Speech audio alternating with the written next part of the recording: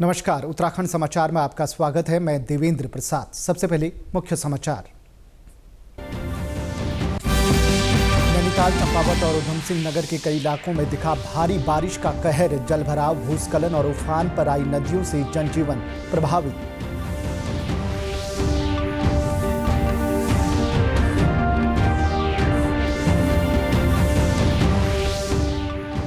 मुख्यमंत्री ने video conferencing के जरिए की बारिश से हुए नुकसान और राहत बचाव कार्यों की समीक्षा। अधिकारियों को दिए स्थलीय निरीक्षण और प्रभावितों को राहत पहुंचाने के निर्देश।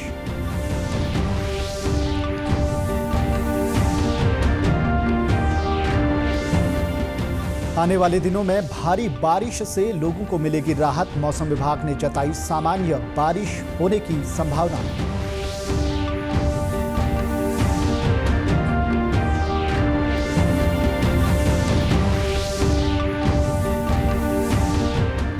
और बद्रीनाथ विधानसभा उपचुनाव को शांतिपूर्ण संपन्न कराने के लिए पुलिस और अर्धसैनिक बलों का फ्लैग मार्च। मतदान के प्रति लोगों को किया जागरूक।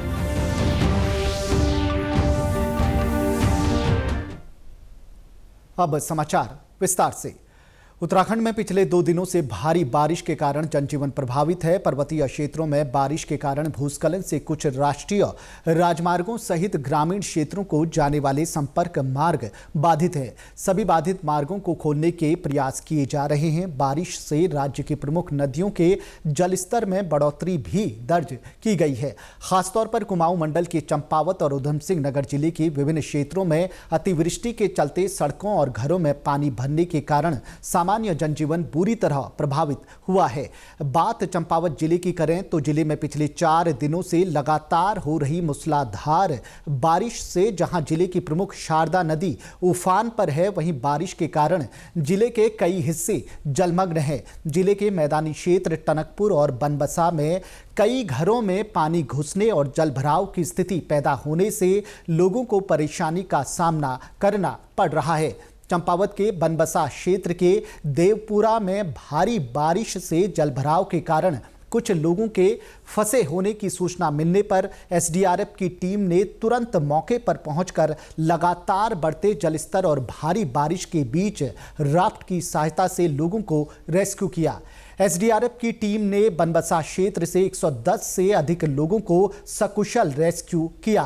चंपावत के जिलाधिकारी नवनीत पांडे ने बताया कि भारी बारिश के कारण जिले के राष्ट्रीय राजमार्ग, राज्य मार्ग और 49 ग्रामीण मार्ग बंद है।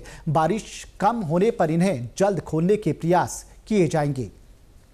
इस समय नेशनल हाईवे 3 जगह पे बंद है। स्टेट हाईवेज भी हमारी जो मेन इस समय देवधरा वाली है वो भी इस समय बंद है।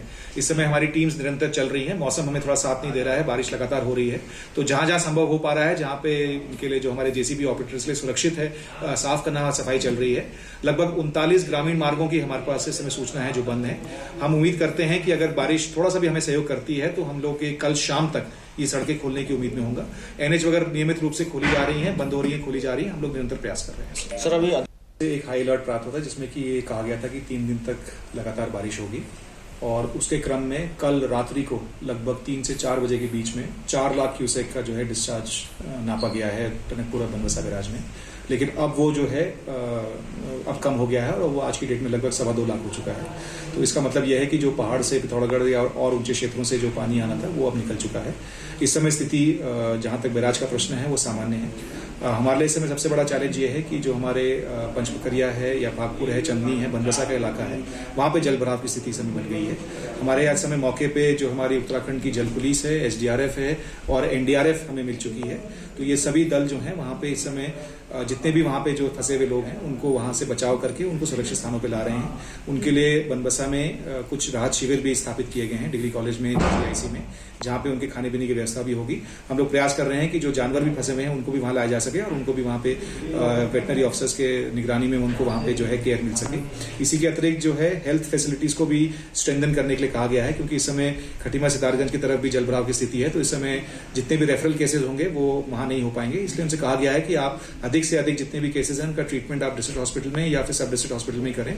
तो उसी के अनुसार जो है स्वास्थ्य विभाग भी अपनी तैयारियां यहाँ पे लगा हुआ है। इस बीच उधम सिंह नगर के जिलाधिकारी ने खटीमा, चकरपुर और सितारगंज में हुए जलभराव वाले क्षेत्रों का दौरा कर राहत बचाव कार्यों का निरीक्षण किया। खटीमा, सितारगंज, अरविंद नगर और चकरपुर में एनडीआरएफ और एसडीआरएफ की टीमों ने संयुक्त रूप से जलभराव वाले क्षेत्र से लगभग 100 से अधिक लोगों का रेस्क्यू कर उन्हें सुरक्षित स्थान पर पहुंचाया। अब तक इन दोनों जिलों में एसडीआरएफ द्वारा 250 से अधिक लोगों को रेस्क्यू किया जा चुका है।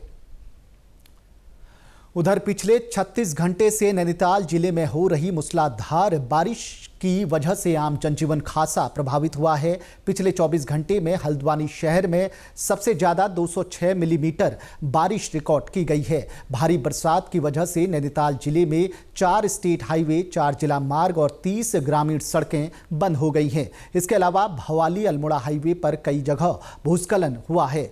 जिला प्रशासन और सरकारी मशीनरी लगातार सड़कों को खोलने में जुटी है। बारिश से जिले के नदी और नालों के किनारे बसे इलाकों में भू कटाव होने लगा है। साथ ही गौला नदी में पानी का जलस्तर बढ़ने के कारण 29,000 क्यूसेक पानी डिस्चार्ज किया गया है। वहीं जिला प्रशासन पूरी मुस्तैदी से कार्य कर रहा है। सिटी मजिस्ट्रेट एपी वाजपेयी ने बताया कि जिले में सभी जगह बाढ़ और वर्षा से राहत के लिए बचाव कार्य किए जा रहे हैं। जनपद नैनीताल में पिछले 48 घंटे से लगातार बारिश जारी है। अगर हम हल्द्वानी की बात करें तो 324 mm बारिश 48 घंटे में रिकॉर्ड की गई है। ऐसे ही पर्वतीय क्षेत्रों में भी, नैनीताल में भी सभी जगह काफ़ी बारिश हुई है। अभी हमारे डिस्ट्रिक्ट में 30 से अधिक जो हमारे विलेज रोड्स हैं वो बंद हैं, 4 स्टेट हाईवे बंद हैं। सभी को खोलने के लिए काम चल रहा है। जेसीबी और ऑपरेटर्स हमारे सभी वहाँ पर काम कर रहे हैं। जो हमारे सेंसिटिव एरियाज हैं वो पहले से सीमित थे, इसलिए वहाँ पर डिप्लॉयमेंट किया गया है। बात करें तो आज चूँकि हैवी रेन का फोरकास्ट था, स्कूल्स बंद किए गए हैं। सभी लोगों से ये अनुरोध है कि वो आवश्यक होने पर ही घर से निकलें और नदी, नाले और समुद्रों को पार करते समय ध्यान रखें। वहीं काठगोदाम में रेलवे संचालन भी भारी बारिश के चलते बाधित हो गया है। कुमाऊं के सबसे बड़े रेलवे स्टेशन लालकुआं के रेलवे ट्रैक डूब गए हैं। लालकुआं रेलवे स्टेशन पर भारी मात्रा में पानी आ जाने से प्लेटफॉर्म नंबर 1 से लेकर प्लेटफॉर्म नंबर 4 तक पूरी तरह डूब गए हैं। इसके कारण प्लेटफॉर्म नंबर 1 से लेकर 4 तक संचालित होने वाली सभी ट्रेनों को रोक दिया गया है। रेलवे प्रशासन रेलवे ट्रैक से पानी निकालने में जुटा हुआ है, लेकिन भारी बरसात के चलते रेलवे ट्रैक पर पानी बढ़ रहा है। रेलवे ट्रैक पर पानी आ जाने से सबसे अधिक असर काशीपुर बरेली रेल मार्ग पर पड़ा है, जहां कई ट्रेनों को दूसरे स्टेशनों पर रोका गया है। हमारे यहाँ 9 गाड़ियों का आवागमन होता है, आना और जाना। उसमें एक साप्ताहिक गाड़ी है और कुछ गाड़ियाँ लखनऊ वाली हैं, वो साप्ताहिक हैं। 2 मतलब हफ्ते में 5 दिन है, 5 डेज है। उस हिसाब से हमारे टोटल 9 गाड़ियाँ हैं, जिसमें से एक गाड़ी आज 1-20-92 यहाँ से काठगोदाम से देहरादून, वो आज निरस्त रहती है, तो वो तो गई नहीं है। और हमारी Ranikhet express right time I है और देहरादून से आने वाली गाड़ी भी राइट टाइम पहुँच गई है यहाँ पर। तो ये दोनों गाड़ियाँ तो जानी ही जानी है यहाँ से, ये श्योर है। उधर बारिश का पानी काशीपुर रेलवे ट्रैक से होते हुए लालकुआं के निचले आबादी वाले क्षेत्र में पहुंच रहा है, जिसके चलते बिंदु खत्ता क्षेत्र के खेत भी जलमग्न हो गए हैं। इस बीच मौसम विभाग ने चंपावत, नैनीताल और उधम सिंह नगर जिले में आज भी भारी बारिश का ऑरेंज अलर्ट जारी किया है। मुख्यमंत्री पुष्कर सिंह धामी ने चमोली के जिला मुख्यालय गोपेश्वर से आज वीडियो कॉन्फ्रेंसिंग के माध्यम से कुमाऊं कमिश्नर, चंपावत, उधम सिंह नगर और पिथौरागढ़ के जिलाधिकारियों सहित अन्य संबंधित अधिकारियों के साथ क्षेत्र में अत्यधिक बारिश से हुए नुकसान और राहत बचाव कार्यों की समीक्षा की। उन्होंने कहा कि टनकपुर, खटीमा, नानकमत्ता और सितारगंज क्षेत्र में बड़ी संख्या में लोग प्रभावित हुए हैं। अधिकारियों को आपदा प्रभावित क्षेत्रों का स्थलीय निरीक्षण कर प्रभावितों को राहत पहुंचाने के लिए निर्देशित किया है।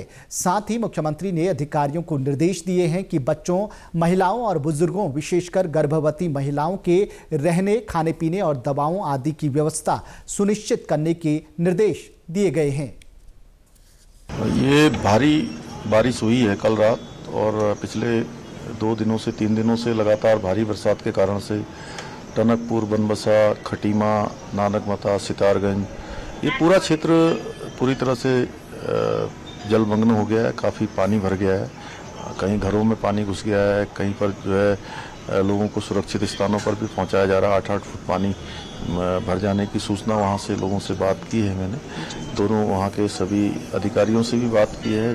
अभी एक वर्चुअल माध्यम से सब जानकारी ली है, जिसमें कुमाऊं मंडल के सभी अधिकारी थे, सभी जिलों के जिला अधिकारी थे और सभी को कहा गया है कि अभी इस समय में हमको सबसे जो ज़रूरी है सबकी जान माल की सुरक्षा करना, और उसके लिए एनडीआरएफ, एसडीआरएफ और भी जो भी हमारे विभाग आपदा के समय में काम करते हैं, सभी विभागों को तत्काल मौके पर जाने के लिए कहा है। अधिकारियों को भी मौके पर जाने के लिए कहा है। बहुत सारी जो गर्भवती माताएं हैं उनकी विशेष रूप से चिंता करने के लिए, साथ में जो छोटे बच्चे हैं उनके लिए दूध इत्यादि की व्यवस्था, और जो लोग फंसे हुए हैं उनके लिए भोजन की व्यवस्था सुनिश्चित करने के लिए भी कहा है।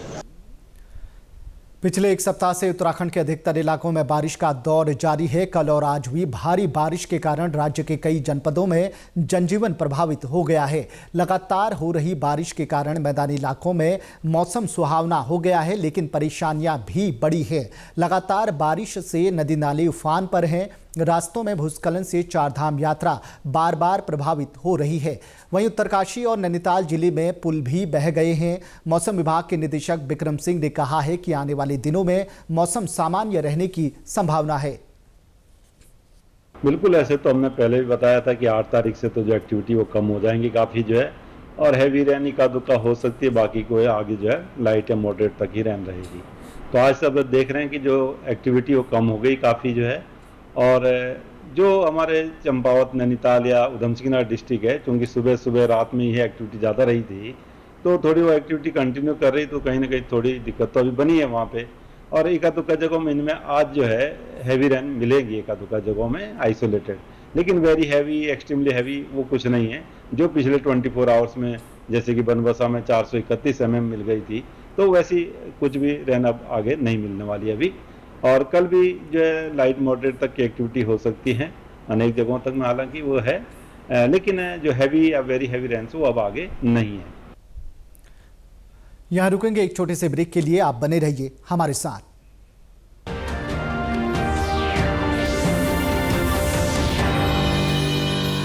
Happy birthday my dear. अरे ये क्या ऐप से लोन? मेरी नई स्कूटी के लिए। ओए बनो सयानी, नहीं तो पैसों पे फिर जाएगा पानी। मतलब? सुनो, ऑनलाइन लर्निंग ऐप्स को जांच परख कर आरबीआई अधिकृत बैंक एनबीएफसी से ही आप लोन लीजिए। अनधिकृत ऐप्स या अनजान लोगों से निजी जानकारी शेयर करना है यानी धोखा। दादू बन गई सियानी। गिफ्ट नहीं खोलेंगे? आरबीआई कहता है इनसे सुनिए, जानकार बनिए, सतर्क रहिए।